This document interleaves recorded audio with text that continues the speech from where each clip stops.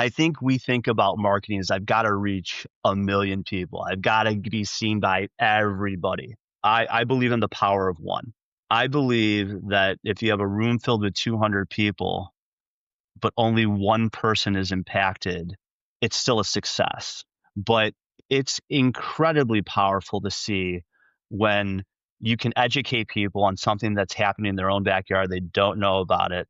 They lean into it. And as a result, now they're telling their 5 best friends and the 5 people that they know they need to share this with, that they know might be impacted.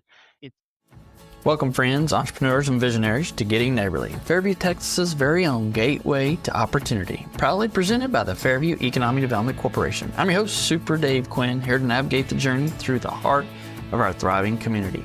In each episode, we unlock the doors of Fairview, offering you a first-hand look at the vibrant life and booming business landscape that define our community. We're not just neighbors here, we're collaborators, innovators, and friends, building dreams and turning visions into reality. From insightful stories of local success to exploring the advantages that make Fairview an ideal community for your business. This podcast is your inside track to discovering why Fairview isn't just a place to do business. It's a place to grow, to belong, and to call home. So whether you're looking to start up, scale up, or simply soak up the spirit of community that champions entrepreneurial success, you found the right spot. Welcome to Getting Neighborly in Fairview, Texas. Let's make your business dream a community's success story. All right, howdy friends, and welcome to another episode of Getting Neighborly, the show where we celebrate the people, place, and purpose-driven organizations that make Fairview feel like home. I'm your host, Super Dave Quinn, and today's guest is a man who doesn't talk about community. He actually helps build it. Jonathan Price is the publisher of The Magazine, a bi-monthly publication dedicated to celebrating life in Fairview and Lucas. And he's part storyteller, part strategist, and all in on local impact. He's my kind of guy. Jonathan is helping small businesses grow, families connect, and local voices be heard. From shop local campaigns to brand partnerships to front porch reads that actually matter, he's showing us what happens when community media is done with heart. So I'm really happy to welcome Jonathan Price to Getting Neighborly. Jonathan, welcome to the show. Thanks, Dave. Appreciate it. Thanks for the intro. Yeah. Well, my assistant was really worried about us getting together and doing the show. And as I told you, she was saying, don't forget to actually do the show, because you guys get together and you start having these wonderful conversations. And she was kind of worried about that. Let's talk a little bit about the magazine in a digital world, because that's where we are today. We're actually doing a digital virtual meeting. What made you double down on print? Why a magazine, and why are you doing it here in our area? Sure. Great question. In a digital space where we have a lot of marketing, but a lot of things to consume, right? There's a lot of things that want our attention, whether it's print, whether it's television, whether it's radio, whether it's, you check the box. There's a long laundry list of things that you can do to be seen and heard, so to speak. In my opinion, and I've been in print now off and on over the course of 20 years, print matters. Words matter. Reaching people through the power of the pen, as cheesy as it may sound, as cliche as it might be, it matters. Now, there's a big difference between reading something and receiving something, right? Right. You and I both know that we get a lot of stuff that wants our eyeballs, and especially in the community that we are in, Fairview and Lucas. Everybody from a business standpoint, from a B2C standpoint, wants to reach those residents. If you're a business, it's a demographic, it's an audience that if you can break into it and establish yourself in that community, it's a great thing that has a lot of runway if you do it right. And unfortunately, what I call mailbox clutter, which is most of the stuff I get at my home, which never comes inside of it because it gets put into the blue recycle bin before I get into the front door. Big difference again between receiving something and reading something. So having been around publishing for a long time and having moved away from it for a short period of time and then coming back to it, I was curious if I was the only one that was passionate about print still, because I'm a romantic. I may like something or a lot of things, but they may be the worst ideas ever, right? You and I have had those conversations. Everything that we talk about, we seem to love, but isn't necessarily mean that everybody else is going to love it. When I sat down to really decide that I wasn't going to be part of a franchise, I wasn't going to come back and just do a marketing product, which is what most things are that you get in your mailbox. And I wanted to have something that had real teeth and offer real value to the residents. I did the only thing I knew to do is I ran a focus group with a bunch of residents from our community. And I said, hey, humor me for a moment. If you got something like this in the mailbox, would it have value for you, for your family? And would it fill your cup up? I'm not just talking about finding the next best realtor. I'm talking about, would it fill your cup up because you're now getting an opportunity to learn about the very same people that go to school with your kids, that you shop at HEB with, that you drive by on Stacy Road.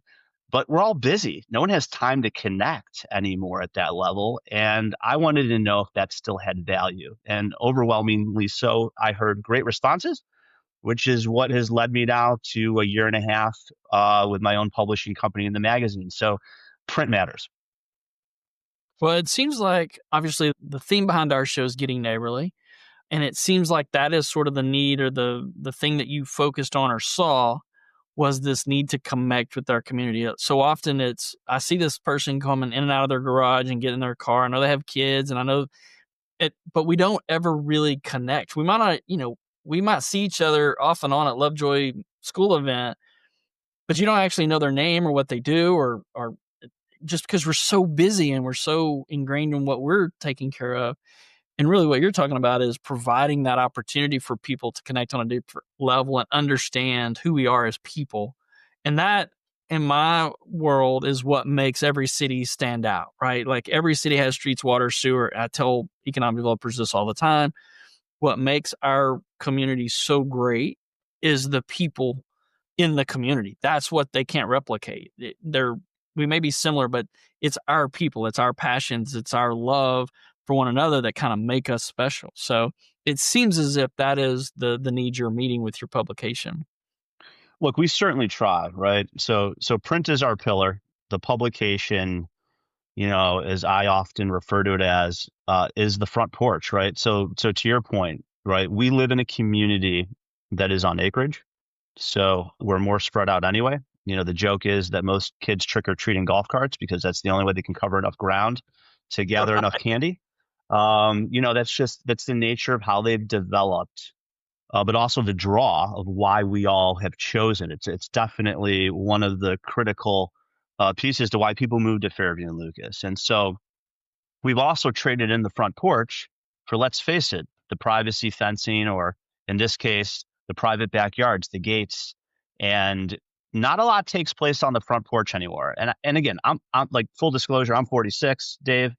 I don't know that I ever sat on a rocking chair and rocked back and forth on my front porch in Cleveland, Ohio, but I know my parents sat out there, right? And I know that as people were riding their bikes, right? Riding their bikes, that's a novel thought too these days, but riding their bikes down the street, you'd wave and you go, oh, there goes, Bruce and Kim and their kids. And maybe they'd stop, Dave. Shocker. Maybe they'd stop and have a conversation, right? Like maybe that would happen.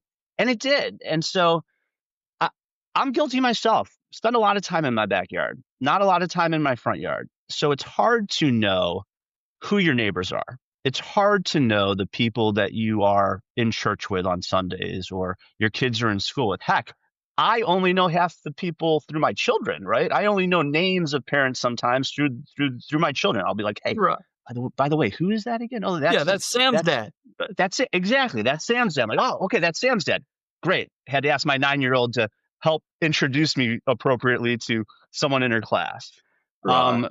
But I think that's lost. I think not just in Fairview and Lucas, but that's lost no matter where you live. If someone's listening to this, whether they live in Frisco, they live in Decatur, they live in, I don't know, Miami, Florida, wherever you're at, the front porch is just not as existent as it once was. And while that's okay, our goal is to bring that front porch back and to bring that conversation back, because you nailed it.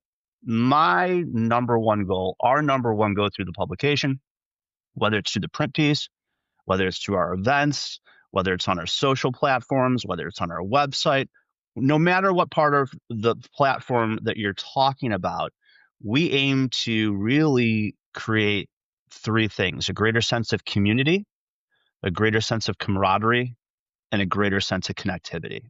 And that's what I hope that we do. And that's what I believe we do. And after a year and a half of doing this, that is evident to what we do. Well, having been in some of your events and over that time period and witnessed the different conversations and just the interaction between people, I think you're onto something. I think people are craving that, even if they don't know it. I think when they feel it, they sense it, and it's what's had made those events so successful. We talk a little bit about you being in Lucas and Fairview. We've talked about that. For those listening, how do you think our community, like, how does your publication sort of bridge the gap, or what's the similarities in that community? What makes it so good to be part of that ecosystem that you're hitting on? So it's a great question. And I think for everybody you ask that question to as a resident, you might get a slightly different answer. But one of the common denominators that we seem to hear, and myself included, it's one of the reasons why we moved out here in 2006. So we've been out here a minute. We've seen a lot of growth. Well before there was, the Fairview Town Centers of the world and the building that you office out of there in Fairview. We moved out here because it was a little slice of heaven in the sense that you could still see the stars, you could still have the country, vibe and feel. We moved here from Arizona, 0 lot line community. Well, moved to an acre. So now I don't hear my neighbor flush the toilet, which is fantastic, right? You've got some distance between you all. And while that again is the push and the pull, it's the good and the bad because distance obviously sometimes divides. That was the allure. And then you add to that things like an incredible number of school districts. I know that Lovejoy ISD is the predominant district that Fairview and Lucas feeds, but I would be remiss if I didn't recognize Allen, McKinney, Princeton, Wiley, Plano, and our friends over at even Lucas Christian Academy, which is an embed, private school that's in Lucas. And so you're a father, right? When you go house hunting, or when you did go house hunting, or you and the family decided, like, where are we going? One, you want to love the community, you want to love the aesthetics, you want to love the charm of it. You don't get to pick your neighbors, unfortunately, Dave. So that's out of control, right? You can't choose them, although we wish we could. But then you really are looking at, hey, school district, tell me about it. And there isn't a bad one, right? There isn't a bad one. Of course, as someone that has a wife who's a teacher, third grade at Lovejoy, and 2 kids in the district, and as someone that's a foundation board member for the district, yeah, I love Lovejoy, right? That sounds so cliche too. I love Lovejoy, but I do love Lovejoy, and it is a great district, but they're all great. And so you start to put together that ingredient deck, right? You put together the little things that amount to the end result. And I think a lot of people, that's why they chose to move here. I think that's the one thing we all have in common, right, Dave, is that we all chose to live in Fairview and Lucas. Now, I understand that even Fairview and Lucas are different, right? You and I both know that. Fairview and Lucas are completely different. And some people that lived in Fairview now live in Lucas, and some people that lived in Lucas now live in Fairview. And we see that all the time. But I think, without sounding like my community is better than everybody else's, because that's not what I'm trying to say. We're all very proud of where we live, and it starts with location, and then it kind of spills out from there, I think.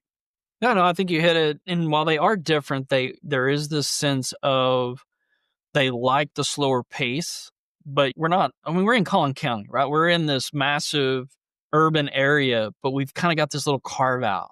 And that's what I think makes both of these communities so that work well together, and why your magazine works so well is you're building community with like-minded folks who like this sort of country setting. So I think that's really good. Now, we talk about your magazine and the community it's building and the stories it's telling, but obviously there's got to be a commercial aspect to that, right? That allows you that opportunity. Talk a little bit about how you help local businesses grow, and really you've really made local partnerships center to your mission, right? Like, so it's not just, you're not just an advertiser.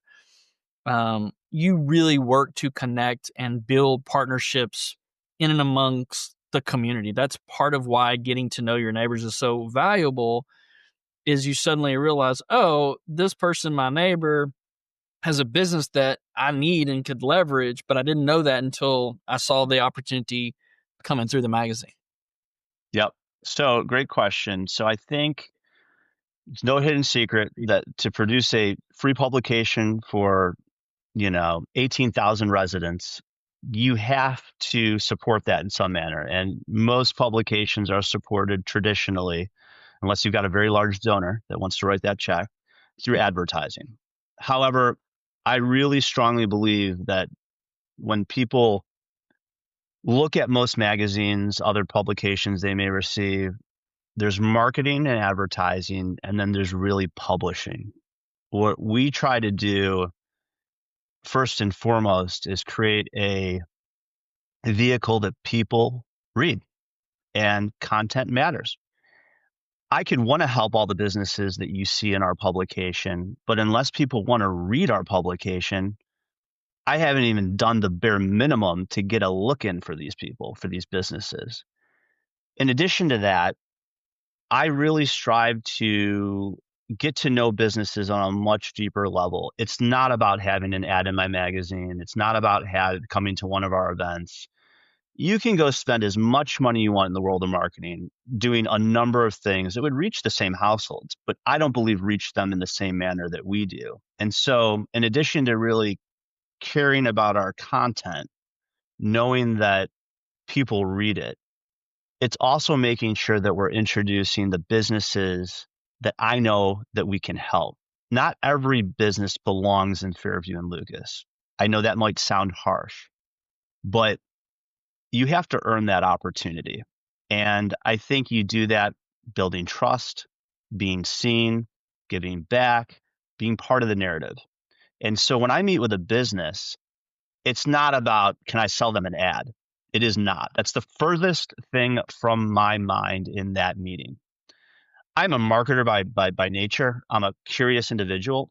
But what I like to do is figure out, who are you? Like, forget that you're a roofer. I get that. Shingles are shingles and roofs are roofs. But who are you? What's your story?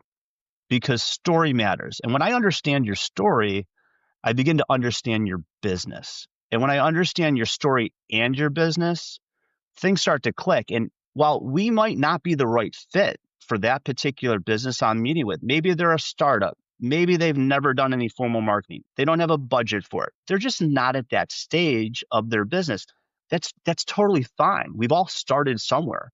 My goal at that point isn't to sell them an ad for sake of selling them an ad. My goal at that point is to find out more about how I can help them in other ways. Maybe they need to focus on some grassroots initiatives. Maybe they need to just get involved with their local school district for starters. Maybe they need to get involved with their local chamber. Whatever it might be, I enjoy the opportunity to listen and learn. And if I can help a business reach their ideal clientele through a partnership with the publication, then giddy up. We've got a lot to talk about.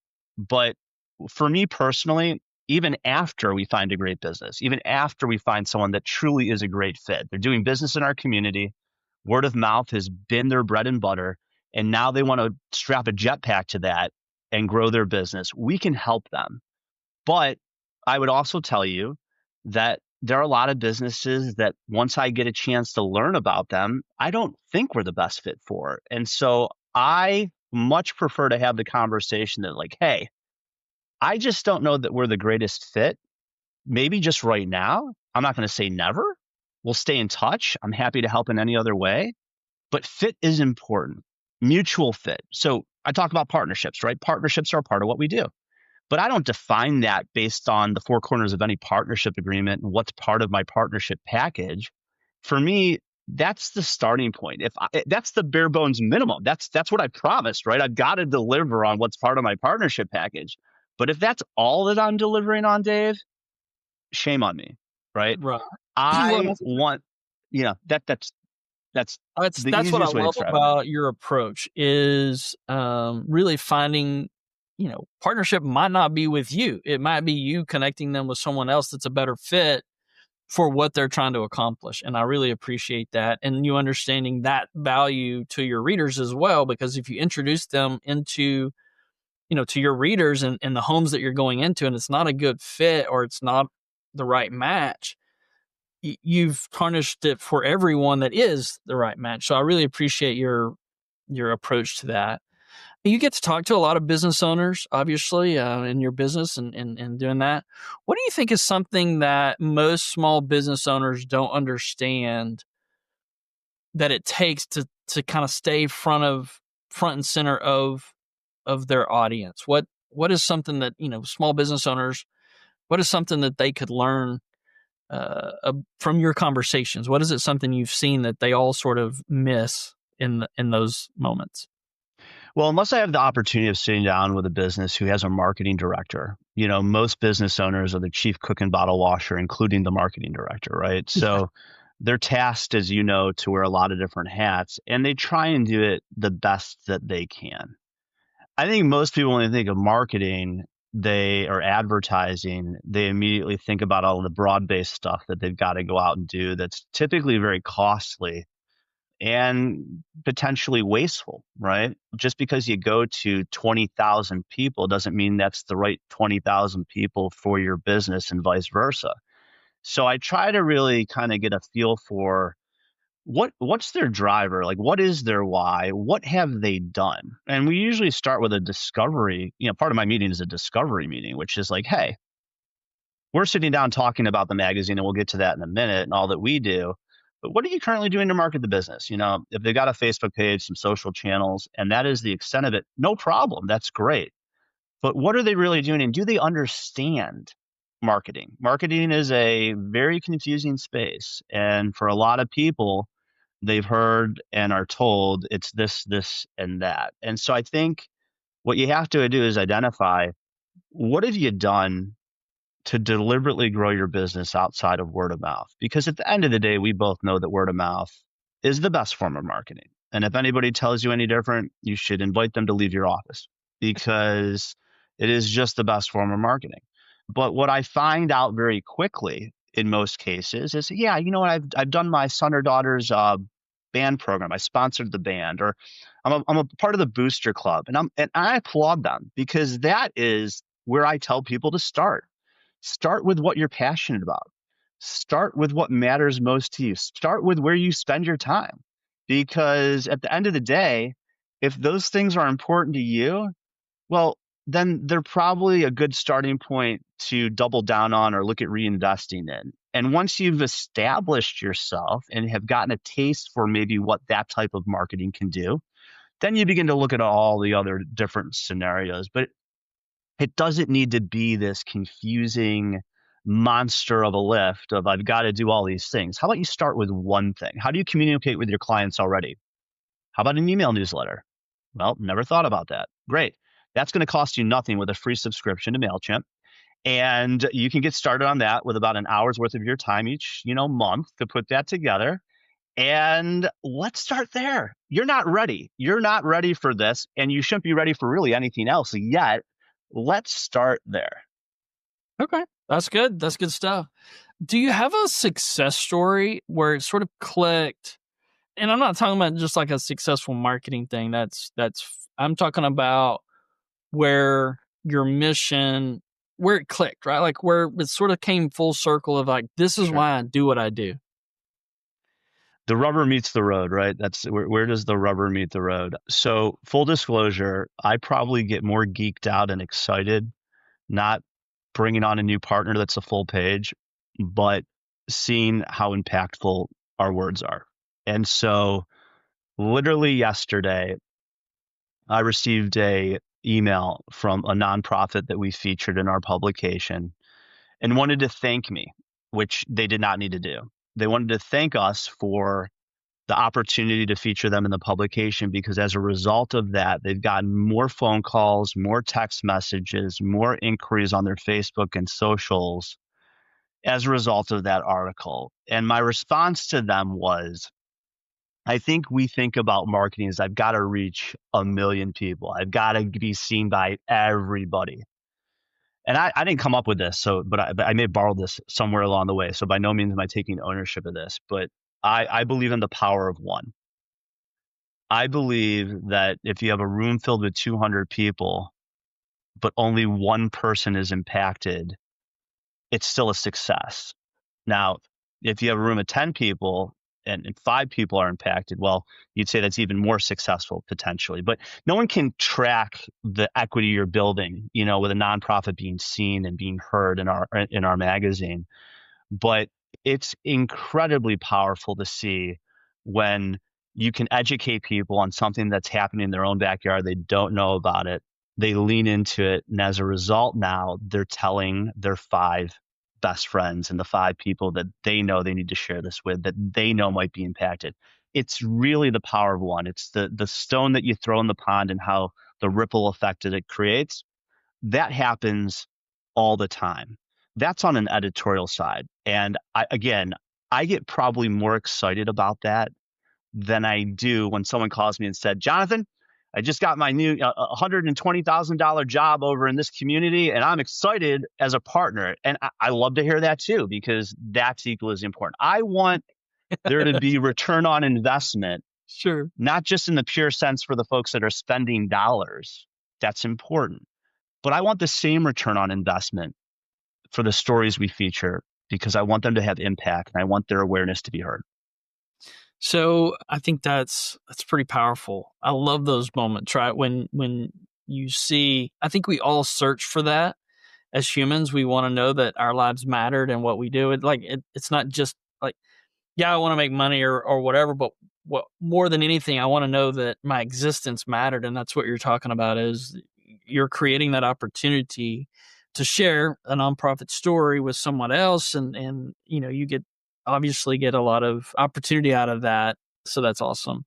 Let's talk a little bit about your story. I mean, like you sort of mentioned Cleveland, Ohio and things. So, and now you live here in Lucas and in Lovejoy. Tell us a little bit about your story. How did you get from, the Ohio? Are you a Buckeye by chance, or like what's I your? am, I am, Uh, Dave. And if you okay. told me you went to the University of Michigan, I'm going to walk out of this podcast. I But know. I have you a know great what? story offline. We'll have to tell you about the guy that I know Okay, from Michigan. okay. So We have full neighbors this. that are Buckeyes, so Okay, look, we're all nuts, right? Literally, yeah, all they're nuts. they're good people, but they get a little nutty on Saturday, right? So They do, and it's who we are. It's who we are. But so the short version of my story: I grew up in Cleveland, Ohio. I'm one of 3. Went to Ohio State. Ultimately, so this is the wait a minute. I actually transferred schools my 3rd year in and finished school at Arizona State University. That's where I graduated from. But my loyalties still lie with the Buckeyes. Nothing against the Sun Devils. I am an alum. I love Sparky. I love my Sun Devils. But my whole family went to Ohio State. I grew up in Ohio. It's the rite of passage, right? That's the whole thing. And I grew up yeah, going to the games at an early age and following in my brothers and my parents' footsteps. And so, um, but from Arizona, because when you live in Ohio in the Midwest, you typically vacation on the East Coast, like Florida, and those are your places you go to. You'd never really get to Arizona or California or parts of the country that you just don't visit. It's not part of where you typically go. So I had the opportunity to finish school at Arizona State. Glad I did.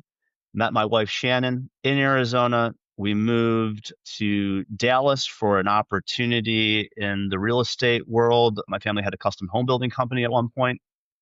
I had just sold or been part of an acquisition with a magazine that I had been the publisher of for a long time in Arizona.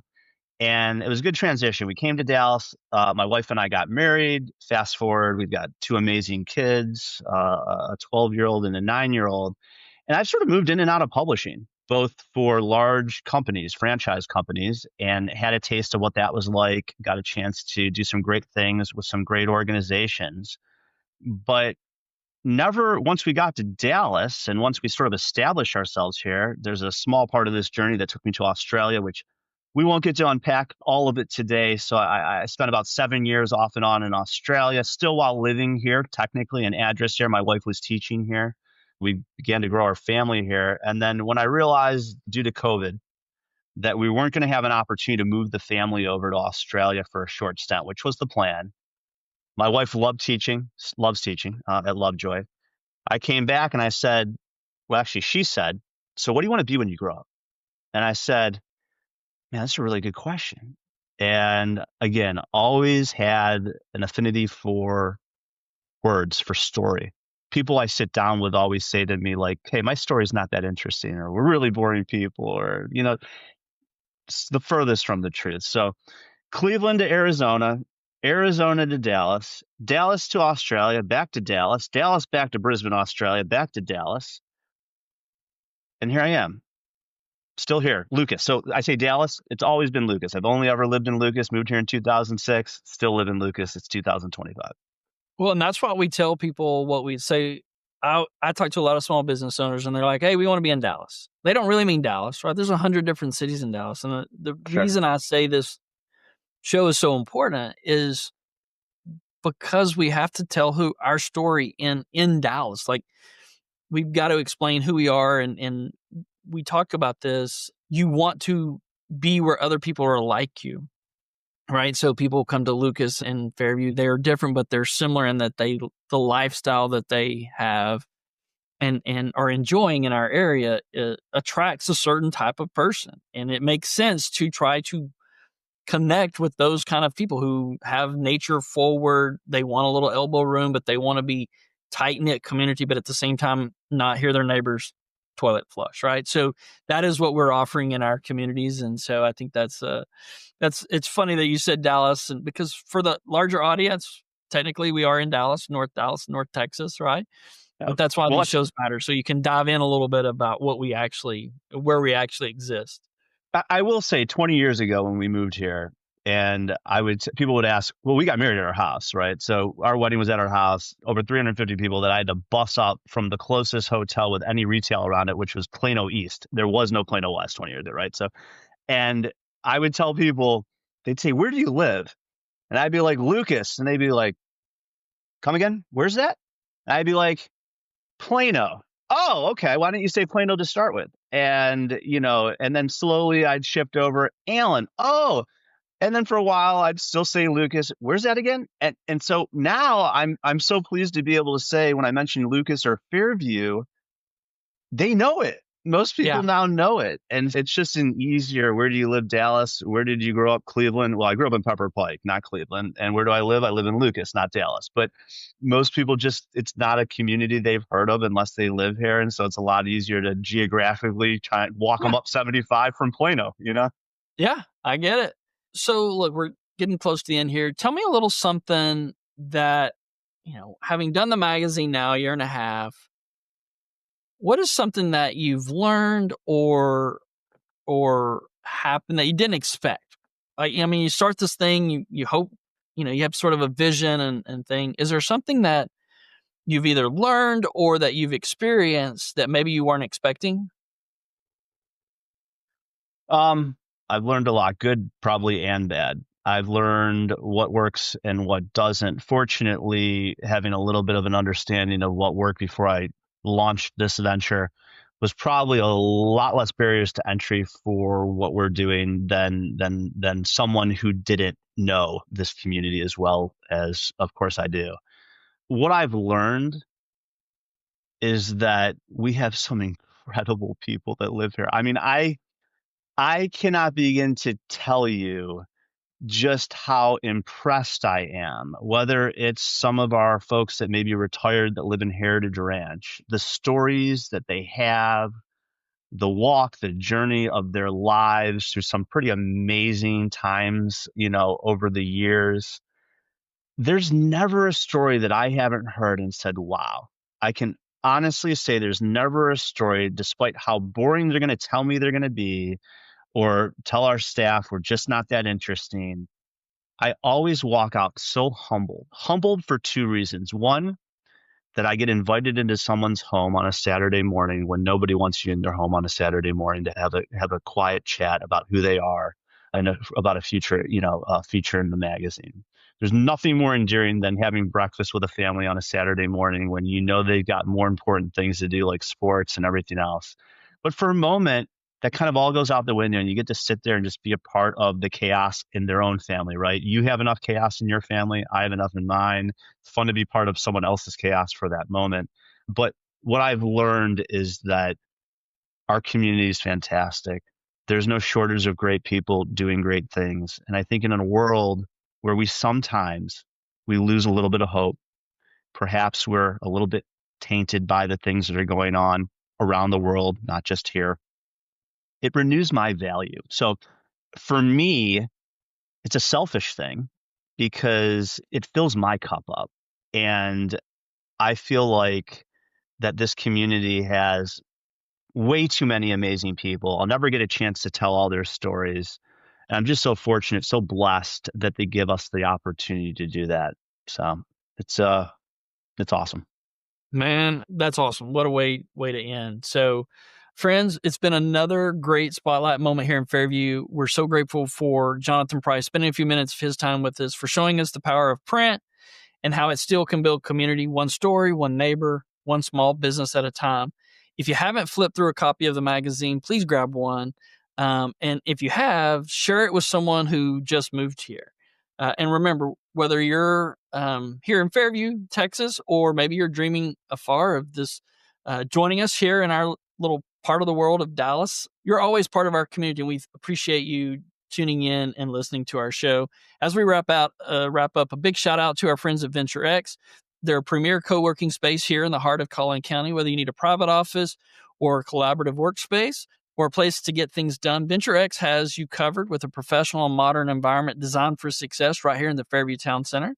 So please stop by, check it out. Tell them Super Dave Quinn sent you. Big thanks to the team over at Venture X for supporting Getting Neighborly and for Fairview, Texas. I'm Super Dave Quinn, reminding you that here in Fairview, Texas, you're not just a neighbor, you're family. And until next time, keep that creative spirit alive, stay neighborly, and make it a great day. And that's a wrap on another episode of Getting Neighborly from the heart of Fairview, Texas. This is your host, Super Dave Quinn, and I can't thank you enough for lending us your ears and hearts today. If our story stirred something in you, hit the subscribe button. More tales of innovation, spirit, and community await, showcasing why Fairview isn't just a place on the map, but a destination of dreams. Before you go, take a moment to share your love with a 5-star rating and review, because your support means the world to us and helps us spread the neighborly spirit far and wide, inviting others to join our close-knit community. Are you considering giving your business a fresh start or a grand expansion? Fairview, Texas is calling. With unbeatable resources, a supportive community, and endless opportunities, we're here to help you succeed. Dive into possibilities today at www.fairviewtexasedc.com, where your business dreams have a place to grow and flourish. From all of us here at Getting Neighborly Podcast and the Fairview Economic Development Corporation, thank you for your incredible support. Here's to more connections, more stories, and more success together. Until next time, stay inspired, stay driven, and above all, stay neighborly.